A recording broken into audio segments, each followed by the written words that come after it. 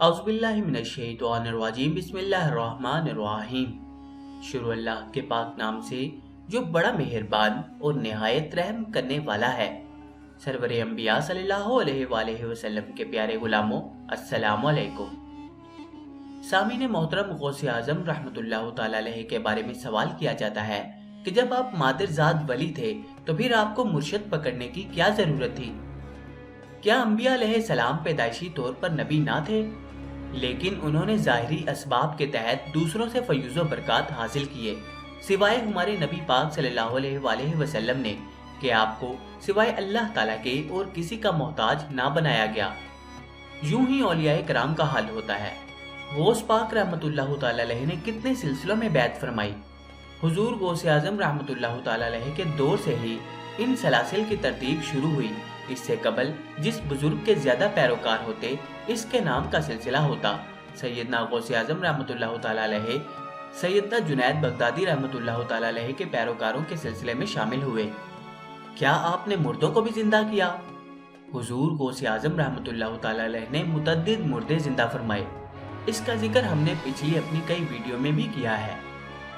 हजरत सैयदना अमीर मुआविया रज़ियल्लाहु तआला अन्हु के बारे में आपका क्या अकीदा था? हजरत गौसे आज़म रहमतुल्लाह तआला अलैहि सैयदना अमीर मुआविया, हजरत अबू सुफियान और तमाम सहाबा कराम अलैहि रिज़वान अजमाइन से नियाज़मंदी का इजहार फरमाते। गनियतुत तालिबीन जो आपकी तसनीफ मंसूब है, इसमें आपने रवाफिज का खूब रद्द किया है। वैसे अलहदा तसनीफ रद्दुल रवाफिज के नाम से तसनीफ मशहूर है। गौसे आज़म रहमतुल्लाह तआला अलैहि की नज़र में तसव्वुफ किसे कहते हैं?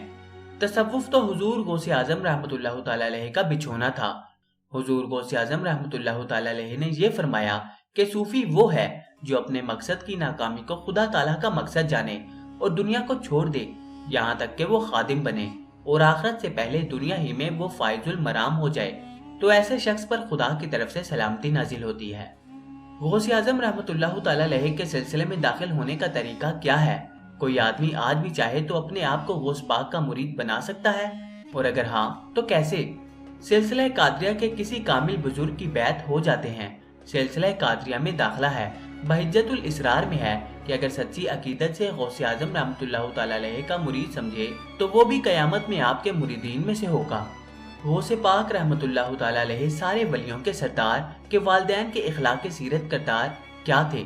आपके खानदान का हर फर्द ऊपर से नीचे तक हमा आफताबो महताब थे, सिलसिला पदरी से भी और सिलसिला मादरी से भी। यहाँ सिर्फ आपके वालिदैन के मुतल्लिक सुनिए। वालिदे गिरामी, आपके वालिद मोहतरम का नाम अबू सालेह था, जिनको एक मुद्दत की रियाजत और मुजाहिदात के बाद सालेहियत के बुलंद मकाम पर पहुंचाकर आपको अनवार बनाया था। आपकी शान अतका का अंदाजा लगाने के लिए हस्बे झैल वाक़या काफी है। एक दफा लबे दरिया मुस्तगर्क बैठे थे। 3 दिन की भूख ने अल्लाह की राह में सूख कर कांटा हो जाने वाले जिस्म को और भी ज्यादा मुजहमल बना रखा था। आंख खुली तो देखा कि मवाजे दरिया की एक लहर सेब को बहाए ले जा रही है। आपने हाथ बढ़ाकर इसे निकाल लिया और भूख के गलबे ने मजबूर किया कि इसी को कुव्वत लाजमूद का जरिया बनाएं। खाने को तो इसे खा लिया, मगर मान ख्याल आया कि नामालूम ये सेब किसका था, दरिया में क्यों कर गिरा और मुझे इसे निकाल लेने का क्या हक था। इत्काओ परहेजगार के जबरदस्त जज्बे ने सीने में जायज़ो नाजायज के सवाल ने एक तलातुम पैदा किया। सोचा कहीं ऐसा ना हो कि ये सेब ही अताब इलाहा का सबब बन जाए और तमाम रयाजात बारगाह इलाही में रायगा जाएं। मगर इन्हें क्या खबर थी कि ये सेब ही कुदरत की कारसाजी का एक अजीब नमूना बनने वाला है और आइंदा नस्लों को सबक देने वाला है। और मर्दाने खुदा सख्त मुसीबत और इब्तला के वक्त भी अपने दामन तकद्दुस को यूं बचाया करते हैं, मगर आज वो मुस्तकीम निगाहें और इबरत पजीर दिल कहाँ हैं जो इस वाक़े से सबक लें। अलगर्ज आपने फैसला किया कि इस सेब के मालिक को बुलाकर इसे बख्शवाना चाहिए और आप दरिया के किनारे चल पड़े। कई रोज तक सफर करते लबे दरिया एक अजीमुशान और खूबसूरत महल नजर आया, जिससे मुल्हक एक वसी और पुरफिजा बाग था। इसमें सेब का एक बड़ा बाग था जिसमें बकसरत सेब लगे हुए थे और जिसकी शाखें फलों के बार से सदा आप पर झुकी हुई थी और कुछ सेब भी टूट टूट कर दरिया में गिर रहे थे। बस मंजिल मकसूद का पता पा लिया, समझे वो सेब इसी दरख्त से टूटकर बहता हुआ मेरे पास पहुंचा था। جس کو بخشوانے کے لیے میں نے یہ سفر اختیار کیا ہے۔ باغ کے اندران کے پاس پہنچے اور اپنے آنے کا ماجرا عرض کیا۔ یہ سید عبداللہ سومئی رحمۃ اللہ تعالی علیہ بھی بڑے پہنچے ہوئے بزرگ اور عارف تھے۔ ماجرا سنتے ہی پہچان لیا کہ یہ شخص کسی فرع کی اصل اور شان پاک بازی میں یکتا ہے۔ دیوبندی مذہب کا ترجمان ہفت روزہ دعوت لاہور ایک معترض کے جواب میں لکھتا ہے کہ شیخ عبد القادر جیلانی رحمۃ اللہ کے لیے لفظ غوث کا استعمال حضرت مولانا اشرف علی تھانوی صاحب کے مواعظ میں بھی عام ہے۔ اگر آپ کو ان کے اکابر دیوبند پر اعتقاد نہیں تو کم از کم اوپر کے فقہاء و احناف کے بارے میں تو آپ ابھی تک اتنے بدگمان نہیں ہوں گے۔ حضرت علامہ ملا علی قاری علیہ رحمۃ اللہ جو فقہائے حنفیہ میں نہایت ممتاز بزرگ گزرے ہیں، اپنی کتاب نزہۃ الخاطر الفاطر مطبوعہ مصر کے صفحہ 5 پر سیدنا شیخ عبد القادر جیلانی کے متعلق رقم دراز ہیں۔ کیا حدیث و فقہ اور علم کلام کے یہ بلند پایا امام اسلام کے توحید جیسے بنیادی اور نازک مسئلے میں بھی ابھی تک بے خبر ہیں؟ معاذ اللہ۔ اگر ان ائمہ اعلام اور فقہائے کرام پر اعتماد اٹھ جائے تو باقی ہمارے پلے میں رہتا ہی کیا ہے؟ حضرت شیخ احمد رفاعی کی کتاب البنیان المشید کا اردو ترجمہ جو حضرت مولانا اشرف علی تھانوی صاحب کی نگرانی میں حضرت مولانا ظفر احمد صاحب عثمانی نے کیا تھا، اس میں کئی مقام پر لفظ غوث کا استعمال ملتا ہے۔ دیوبندیوں اور وہابیوں پر سوال۔ انہی چند حوالوں پر اکتفا کرتے ہوئے ہم پوچھنا چاہتے ہیں کہ دیوبندیوں اہل حدیث حضرات کے مذکورہ پیشوا اور اکابر علماء امت جنہوں نے حضرت شیخ عبد القادر جیلانی رحمۃ اللہ تعالی علیہ کو غوث اعظم یعنی سب سے بڑا فریاد رس اور جنوں انس کا فریاد رس غوث الثقلین سمجھا لکھا اور کہا ہے، کیا وہ مشرک تھے یا مسلمان؟ کیا ان حضرات کو علم نہیں تھا کہ خدا کے سوا کسی کو غوث اعظم نہیں سمجھنا چاہیے اور غوث پاک کو غوث اعظم کہنا اسلام کے خلاف ہے؟ کیا ان کا علم و تحقیق غلط تھی یا مولف کتابچہ کی پارٹی ان سے زیادہ تحقیق و علم کے حامل ہیں؟ اور نہ صحیح کیا اکابر علماء اہل حدیث و دیوبند میں سے پہلے کبھی کسی نے اللہ تعالیٰ کے لیے غوث اعظم جل جلالہ کا لفظ استعمال کیا ہے اور غوث اعظم رحمۃ اللہ تعالیٰ علیہ کہنے کو منع کیا ہے؟ کیا یہ نئی بدعت صرف موجودہ دیابنا وہابیہ ہی کی پارٹی کے حصے میں آئی؟ جہاں تک ہماری معلومات کا تعلق ہے، غوث اعظم جل جلالہ کی موجود دیوبند پارٹی کے اکابر علماء نے صرف شاہ جیلانی ہی کو غوث اعظم و غوث الثقلین نہیں کہا، بلکہ اس سے تجاوز کر کے اپنے مولویوں کے حق میں بھی اسے استعمال کیا ہے۔ اب واقعے کی طرف بڑھتے ہیں۔ اپنی فراست ایمانی سے سیدنا عبداللہ سومئی نے سید ابو صالح کو پہچان کر فرمایا، جناب آپ نے میرے باغ کا سیب میری اجازت کے بغیر کھایا ہے، جس کا کھانا آپ کے لیے حلال نہ تھا، اور نہ اب تم میرے معاف کیے بغیر آخرت کے مواخذے سے بچ سکتے ہو۔ اگر تمہیں اسے معاف کرانا ہے تو 12 برس میری خدمت میں رہو اور اپنی صالحیت کا ثبوت دو۔ سید ابو صالح سچے خدا پرست اور متقی تھے، معافی کی اہمیت اور اس مطالبے کی قدر و قیمت کو خوب سمجھتے تھے۔ بلا عذر تیار ہو گئے اور اپنے آپ کو خدمت میں پیش کر دیا اور احتساب اعمال سے بے فکری کو بھی مد نظر رکھیں۔ 12 برس تک اپنی خدمت میں مصروف رہے۔ اس مدت کے مقتضی ہونے کے بعد سید عبداللہ سومئی نے فرمایا، اس شرط کو تم نے نہایت ہی بے جگری کے ساتھ پورا کر دیا، مگر ایک خدمت اور ہے، اس کے انجام پذیر ہونے کے بعد معاف کر دوں گا، اور وہ یہ ہے کہ تم میری لڑکی سے نکاح کر لو اور اس کے بعد 2 برس اور رہو، مگر اس شرط پر آمادگی سے پہلے یہ بھی سن رکھو کہ میری لڑکی میں 4 عیب ہیں۔ اول یہ کہ وہ آنکھوں سے اندھی ہے، دوسرا یہ کہ وہ کانوں سے بہری ہے، تیسرا یہ کہ وہ ہاتھوں سے لنجی ہے، اور چوتھا یہ کہ وہ پاؤں سے لنگڑی ہے۔ اس سے تمہیں نکاح کرنا پڑے گا اور اس کے بعد 2 سال رہنا پڑے گا، اس کے بعد تم آزاد ہوگے، جہاں چاہو چلے جانا۔ آپ نے یہ دونوں شرطیں بھی منظور کر لی اور یہ نکاح ہو گیا۔ حجلہ عروسی میں پہنچے تو یہ دیکھ کر حیران و ششدر رہ گئے کہ جس لڑکی کو عیب دار بتلایا گیا تھا وہ نہ صرف صحیح و تندرست ہے بلکہ ظاہری حسن و جمال کی ایک دل پذیر تصویر ہے، جسے دیکھ کر سانح حقیقی کی گلکاریوں سے روح پر وجد طاری ہوتا ہے۔ سید ابو صالح کی ایک شان اتقاء اور جذبہ خدمت تو آپ دیکھ چکے، اب ایک دوسری ایمان افروز شان بھی دیکھیے۔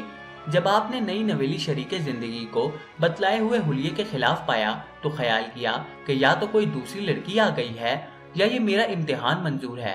ادھر اپنے جذبہ ایمان و اتقان کو ٹٹولا اور اس خیال سے قطعی کنارہ کش رہے کہ یہ مبادہ کوئی اور لڑکی ہو۔ اس متقیانہ کنارہ کشی کو دوسرے دن سید عبداللہ نے اپنی فراست ایمانی سے تاڑ لیا اور کہا کہ میں نے اپنی لڑکی کے مطابق جو تم سے کہا تھا کہ وہ خلاف نہ تھا، وہ عیب اس میں موجود ہیں، مگر ان کی حقیقت میں نے تمہیں نہیں بتائی تھی۔ لو اب سنو کہ وہ اس معنی پر اندھی ہے کہ وقت پیدائش سے لے کر آج تک کسی نامحرم کو مس نہیں کیا، اور وہ لنگڑی ہے جس کے معنی یہ ہے کہ اس کا قدم آج تک غیر حق کی طرف نہیں اٹھا اور نہ آئندہ تمہارے حکم کے خلاف اٹھے گا۔ ان مومنانہ توجیہات کو سید ابو صالح سن کر دنگ رہ گئے، اپنی خوش قسمتی پر مسرت و شادمانی سے جھومنے لگے۔ بھلا جس خوش قسمتی اور مقدس پاک باز انسان کو صورت و سیرت کے اعتبار سے ایسی زہرہ جبی اور حور و سمسال بیوی بغیر تلاش و جستجو کے ملے، اس کی مسرت و شادمانی کا اندازہ کوئی کیا لگا سکتا ہے؟ وہ اپنی قسمت پر جس قدر فخر و ناز کر لے بجا ہے۔ اس مجتمع و صفات و حسنات بزرگ و محترمہ کا اسم گرامی فاطمہ تھا۔ آپ کی کنیت ام الخیر اور لقب امت الجبار تھا، جن کی مبارک گود میں قطب ربانی غوث سمدانی سیدنا شیخ عبد القادر جیلانی رحمۃ اللہ تعالی علیہ نے پرورش پا کر اپنے انوار تجلیات سے جملہ عالم کو منور فرمایا۔ حضرت فاطمہ رحمۃ اللہ تعالی علیہ کے ظاہری و باطنی کمالات آپ سن چکے ہیں۔ ان کا زہد و اتقاء جب بچپن ہی میں آسمان عظمت پر تھا تو جوانی اور بڑھاپے میں تو کیوں نہ اس میں چار چاند لگے ہوں گے، اور یہ سب نتیجہ تھا ان کے والد محترم حضرت سید عبداللہ سومئی کی تعلیم و تربیت کا۔ غوث سمدانی کے نانا یعنی سید عبداللہ سومئی بھی صاحب کشف و کرام بزرگ تھے۔ آپ کے خوارق و عادات کا دور دور شہرہ تھا۔ نہ صرف یہ کہ آپ قصبہ جیلان کے مشہور مشائخ میں سے تھے، بلکہ رئیس اعظم بھی تھے۔ گویا قدرت نے آپ کو دین و دنیا دونوں کی دولتوں سے مالا مال کیا تھا۔ باوجود رئیس ہونے کے آپ دن کو روزہ رکھتے اور رات بھر نفلیں پڑھ کر گزارتے۔ سالہ سال کی عبادت و ریاضت نے آپ کو مستجاب الدعوات بنا دیا تھا۔ آپ کی زبان سے جو بھی نکل جاتا وہ بارگاہ الہی میں مقبول تھا۔ آپ کے مریدوں کی تعداد باکثرت تھی۔ ایسے صاحب تصرف بزرگ کے زیر سایہ حضرت غوث اعظم رحمۃ اللہ تعالی علیہ کی محترمہ والدہ حضرت فاطمہ نے پرورش پائی۔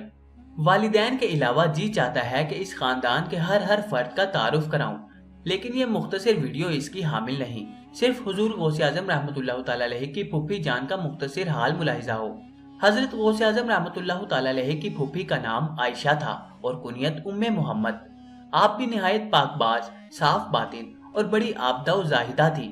اپنا وقت یاد الہہ میں بسر کرتی اور خدائے ذوالجلال کی حمد و ثنا کے گیت گانے میں مگن رہا کرتی تھی، اور اپنی اس عبادت و ریاضت کی وجہ سے مرتبہ کمال کو پہنچی ہوئی تھی۔ ایک مرتبہ قصبہ جیلان میں سخت قحط پڑا، زمین سخت اور آسمان فولاد کا ہو گیا۔ قحط سالی کی مصیبت سے ہر طرف شور و فریاد برپا تھی۔ نماز استسقاء پڑھی جا رہی تھی اور دعائیں مانگی جا رہی تھی۔ جب لوگ اپنی دعاؤں کی بے اثری سے تنگ آ گئے تو حضور غوث پاک رحمۃ اللہ تعالی علیہ کی پھوپھی حضرت عائشہ رحمۃ اللہ تعالی علیہ کے پاس آئے اور التجا کی کہ آپ اللہ تعالیٰ سے بارش کی دعا مانگیں تاکہ لوگ قحط کی مصیبت سے نجات پائیں۔ آپ لوگوں کی استدعا پر اٹھیں، اپنے صحن میں جھاڑو دی اور بارگاہ الہہ میں یوں دعا کی، الہی تیری لونڈی نے جھاڑو دے دی ہے، اب تو اپنے فضل و کرم سے اس میں چھڑکاؤ کر دے۔ یہ الفاظ ساتھ عرش معلیٰ پر جا پہنچے۔ دیکھتے ہی دیکھتے افق سے گھنگور گھٹائیں جھوم کر اٹھیں اور اتنی بارش ہوئی کہ جل تھل بھر گئے۔ اس سے آپ معلوم کر سکتے ہیں کہ سیدنا غوث اعظم رحمۃ اللہ تعالی علیہ کا تمام خاندان مطلع انوار اور قوانین اسلامیہ و احکام شریعہ کی تعلیم کا یگانہ درسگاہ تھا۔ سامعین محترم، امید ہے کہ آپ کو آج کا یہ واقعہ پسند آیا ہوگا۔ دوستو، اگر آپ کو آج کی ویڈیو پسند آئی تو اس کو اپنے حلقہ احباب میں دوستوں کے ساتھ لازمی شیئر کریں تاکہ ان کے نالج میں بھی اضافہ ہو سکے۔ اب آپ سے ملاقات ہوگی انشاءاللہ تعالی اگلی نئی ویڈیو میں۔ تب تک کے لیے اپنا خیال رکھیے گا۔ اللہ حافظ۔